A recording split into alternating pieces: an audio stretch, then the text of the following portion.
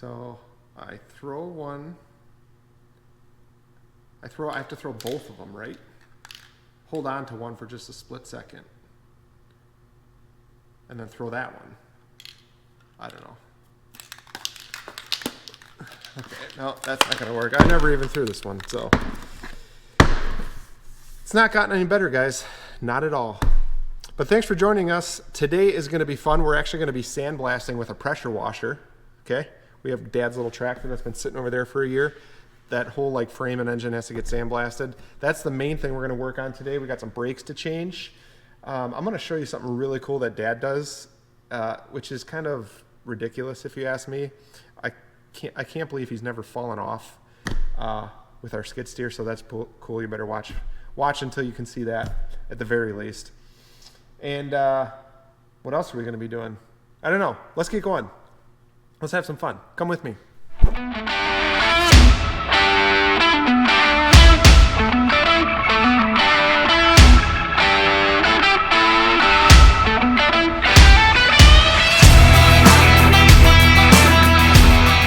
Okay, so we got to get this out. We got to get it into the middle of the shop over there so we can get all the important stuff taped off, because we don't want sand to get like in the intake or any part of the engine or anything that else is kind of exposed.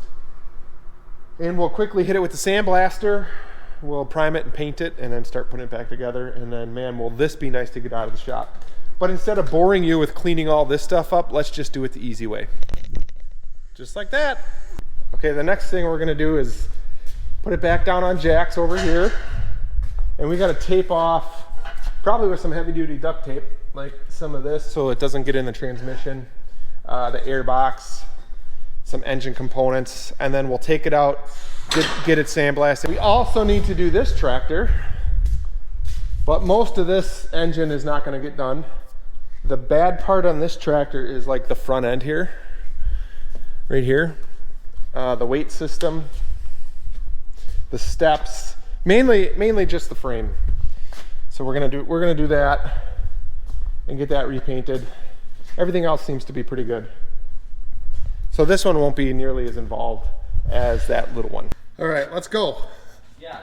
Oh, I couldn't do it. I'm trying to get my hat on by flipping it for the day. Ow! Did you hear that? Ow. It's gonna happen, right? It should.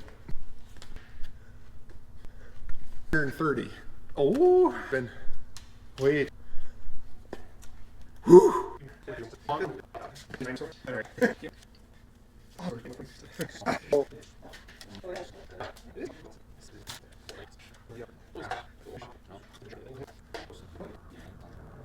I think we're good, huh? We got to get the bags of sand. They're back here.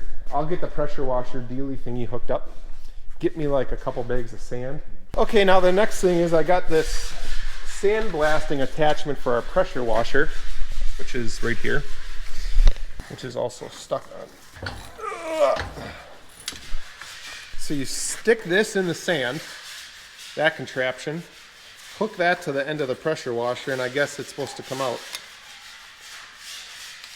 I've never tried it.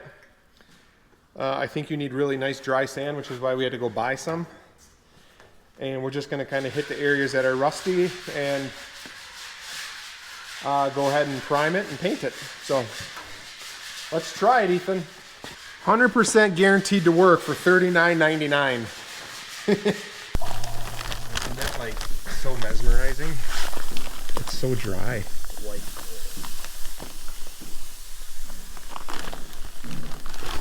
Something about that is cool. So it's icy out here. Lloyd's gonna put some sawdust, but I think we might have a little issue with our forklift on that ice. And it's on a pretty steep incline. Okay, the goal is to stay away from major engine components, but clean it up good enough and see how my $39.99 attachment works.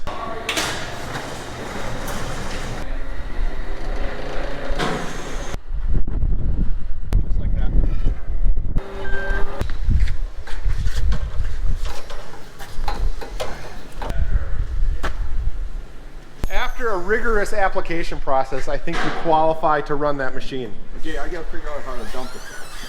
It's pretty simple. Let's see. How did I get this job? That's what I want to know.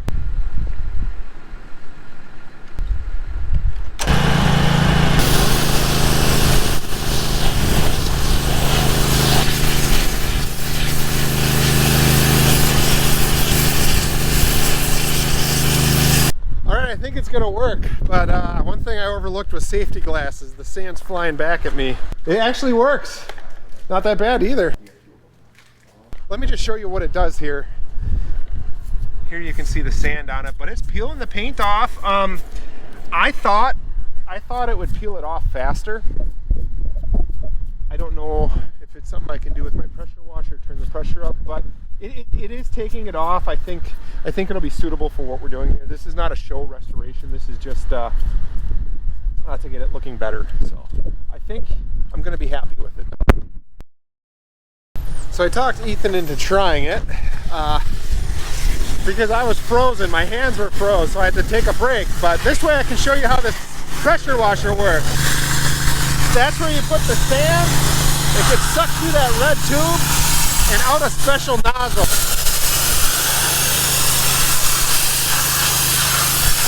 It does a pretty good job.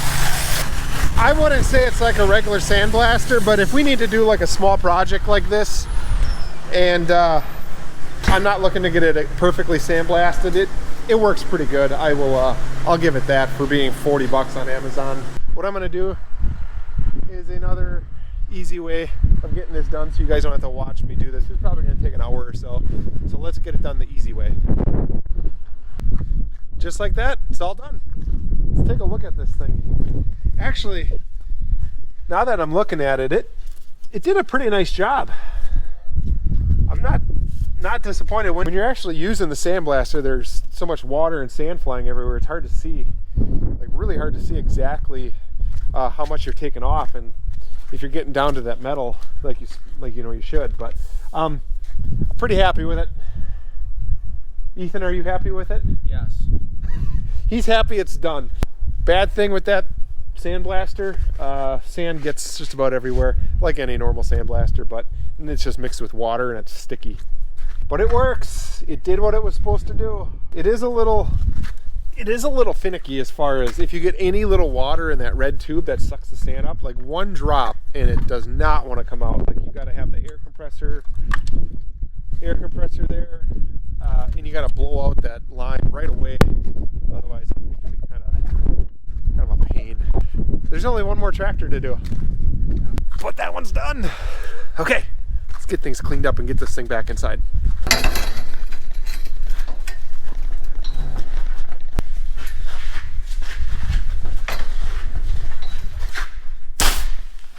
Get this all in.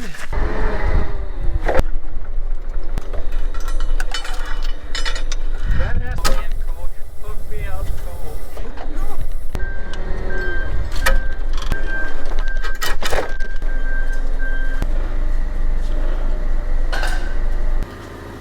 Boy, that's gonna be tricky. How's that one over there? We're back in the shop. Just like that. This one's done. Number 2 is right here. I think we're gonna do this one in the morning.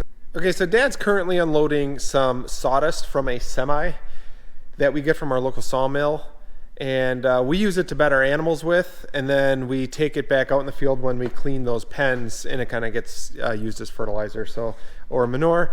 So it's kind of like a big circle of life thing. But anyway, the way he does it and the way he's been doing it is pretty ridiculous, and I really want to show you guys. So let's head over there and check out what he's doing. All right, check this out.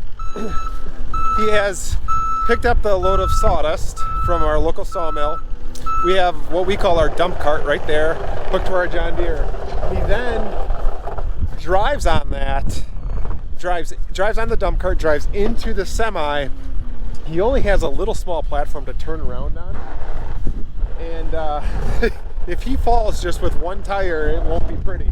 But he's been doing this for years, so let's get a closer up view here. So you can see I'm going in there and getting a bucket full.